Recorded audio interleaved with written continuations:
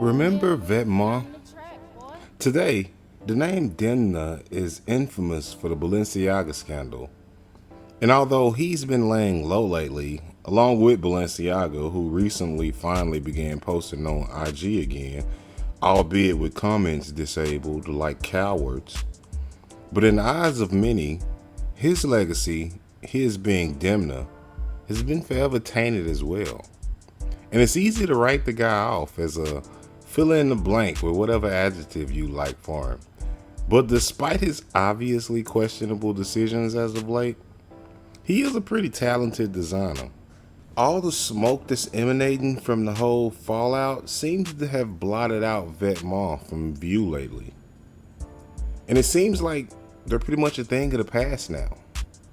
But how did all this happen? What exactly happened to Vetements? Let's find out.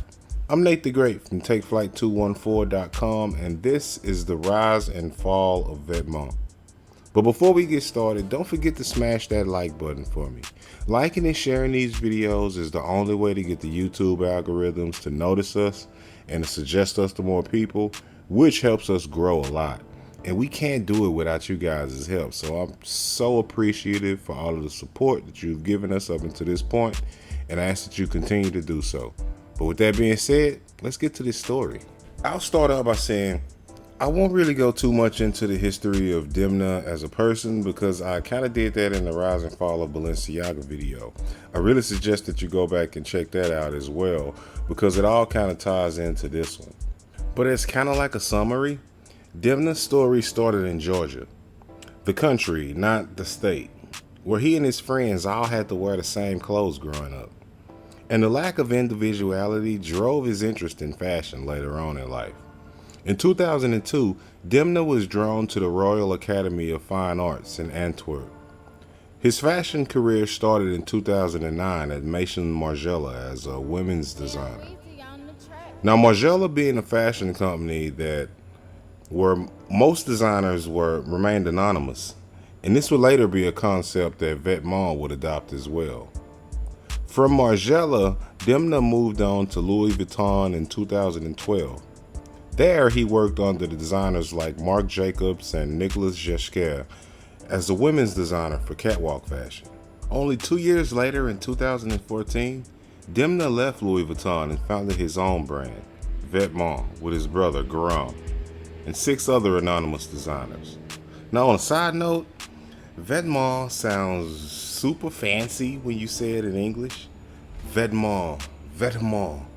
I used to actually pronounce it as Vetements, but actually it really just translates into clothes in French. Now, the main reason that Vetements was started is because Demna and his anonymous colleagues found fashion at the time a bit boring. The concept and idea behind Vetements was simple. They wanted to bring a variety to the fashion scene that they felt was lacking, and as the name suggests, produce clothes. Vetements' thing was to reimagine familiar objects in new forms and imbue them with new meanings, sort of like fashion memeing, or rather exactly like fashion memeing. In 2014, Vetements presented its first collection, but it took until the spring-summer of the 16 collection show in October 2015 for the big breakthrough to really occur. The show in autumn of 2015 took place in a legit Chinese restaurant in Paris, with celebrities like Kanye West and Travis Scott in attendance. This is the show that would introduce the world to arguably one of the dumbest trends in streetwear history. What's that? The DHL t-shirt. The shirt could not have been designed more simply, with a single color and a logo from another company, and a mundane company like DHL at that. Like, seriously, guys? Fucking DHL? But for some strange reason, that's what seemed to attract attention. Demna knew that you can buy an almost identical t-shirt directly from DHL for a small fraction of the price. In fact, though, he wanted you to buy that small fraction of the price t-shirt and then snap a photo of it and tag him on Instagram. This turns his work into a meme that exists both on the web and in the physical realm. The subtle addition of the three lines that were wrapped around the back of the Vetements version are used to highlight this loop of counter subversion to those in the know.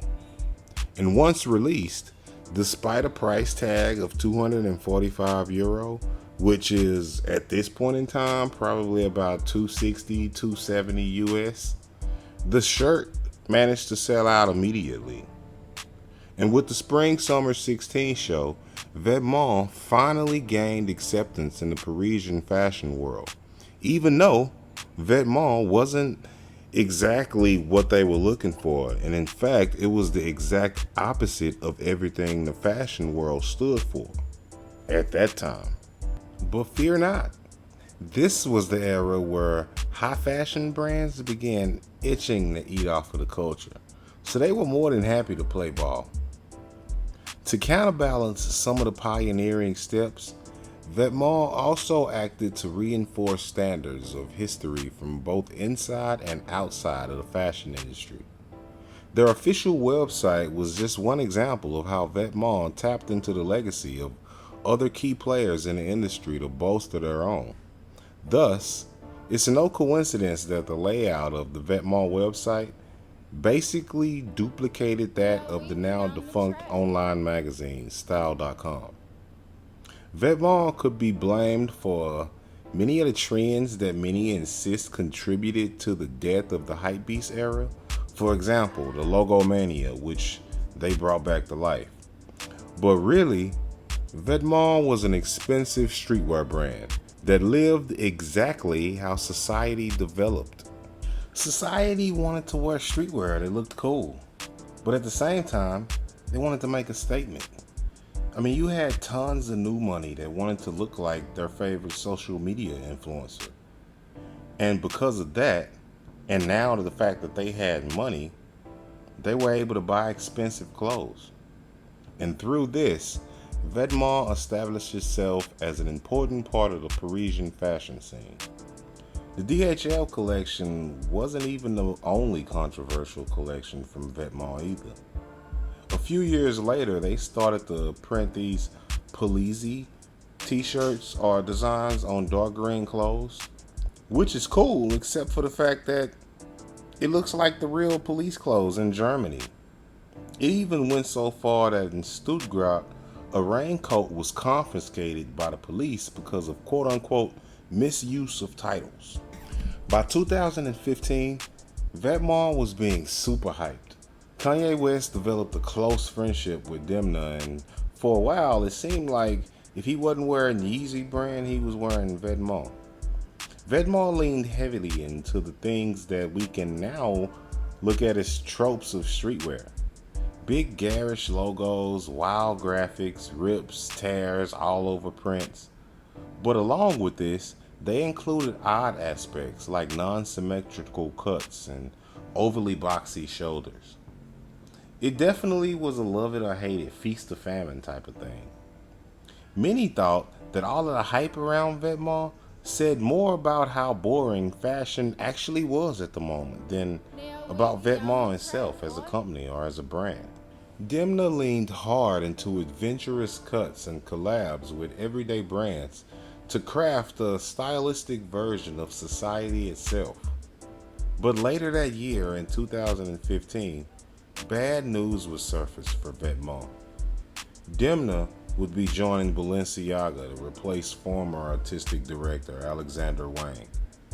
And although Vetements would continue under the tutelage of Demna's brother Gurum, questions arose whether they would be able to soldier on without the influence of their frontman. And what made things even worse for Vetements is that Demna would go on to bring many of the oddities and the same looks that made the brand famous to Balenciaga. And later the whole Balenciaga scandal happened, and with Demna at the helm, he was attached to a good portion of that. And I know some say that all press is good press, but the Balenciaga scandal showed us that that's not always true. Everything that could be said about Vetements today feels a bit cliche. I mean, yes, it created pieces that blurred the lines between high fashion and street fashion, with ultra expensive hoodies and jeans for $1,000 or more. And yes, it sparked the return of logo mania that had been previously swallowed by the 2008 crash and subsequent recession. And yes, it quote unquote disrupted the fashion industry. Yes, the brand designs were copied far and wide by other wannabe brands. And yes, it helped establish the idea of post Soviet fashion. Also, it created the idea of runway memes. But I'd like to think of it as more than just those things. For me, Vetements represented an attitude of defiance, an aloof disregard for the rules and norms and conversations of the established fashion industry and its ways of doing things quote unquote properly. Why couldn't you make new jeans out of old ones? Why couldn't you make a collection entirely made up of collaboration pieces with other brands?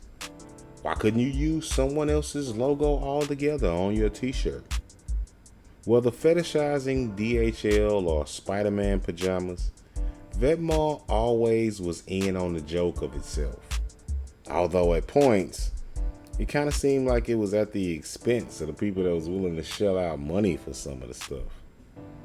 In 2021, Gurram launched the new initiative in an attempt to bring Vetements back to the glory from whence it came. But ultimately, they've yet to recapture the magic. At the end of the day, Vetements exploded onto the scene in almost proverbial overnight success fashion. Now, whether or not you want to contribute this to the talent of Demna and his team, or more conspiratorial natures, if you know what I mean, the fact remains that they were able to capture an audience and create a real vibe in the era that they reigned in, for better or for worse. But what do you think? Were you a fan of Vetements? Do you think that they could get back to the place that they were once in? Hit us up in the comment section and let us know. Also, if you enjoyed the video, then we hope that you hit the like button for us. Liking and sharing the videos is the best way to help us to continue to grow as a channel.